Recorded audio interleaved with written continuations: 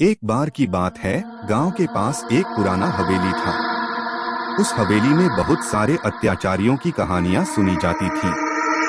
लोग कहते थे कि वहां रात को भूतों की आवाजें सुनाई देती हैं और किसी को वहां जाने का योग्य नहीं समझा जाता था।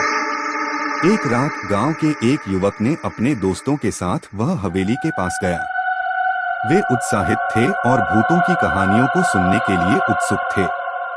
वे हवेली के बगीचे में बैठे और चिल्लाहट के बारे में बात कर रहे थे। तभी एक आवाज आई, कौन है? सभी युवक डर गए, परंतु उन्होंने किसी को नहीं देखा।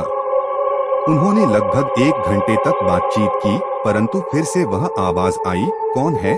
और इस बार यह आवाज और भी करवट लेने वाली थी। युवकों ने भागने का फैसला किया, परंतु उन्होंने एक और बार सोचा। उन्होंने ताला खोला और अंदर चले गए। अंदर जाते ही उन्हें दिखाई दिया कि हवेली खाली थी, कोई भी नहीं था। वे चकित और हैरान थे। तभी एक और आवाज आई, मदद करो! युवकों ने घबराकर चिल्लाया, कौन है वहां? परंतु कोई जवाब नहीं आया। उन्होंने धीरे धीरे आवाज की दिशा में चलना शुरू किया। धीरे धीरे वे एक कमरे में पहुंचे जहां से आवाज आ रही थी। वहां उन्होंने एक पुराना व्यक्ति देखा जो बहुत ही भूखा प्यासा दिख रहा था। युवकों ने उस पुराने व्यक्ति से पूछा, क्या हुआ आपको? वह व्यक्ति चुपचाप खड़ा रहा। उसने कहा, मेरी आत्मा इस हवेली में फंसी है, कृपया मुझे मुक्ति दिलाइए। युवकों ने भागकर हवेली के मालिक से बात की।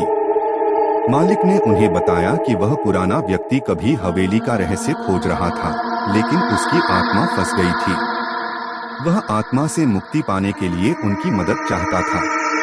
युवकों ने मिलकर एक यज्ञ की योजना बनाई। वे हवेली में विशेष ध्यान और पूजा की गई।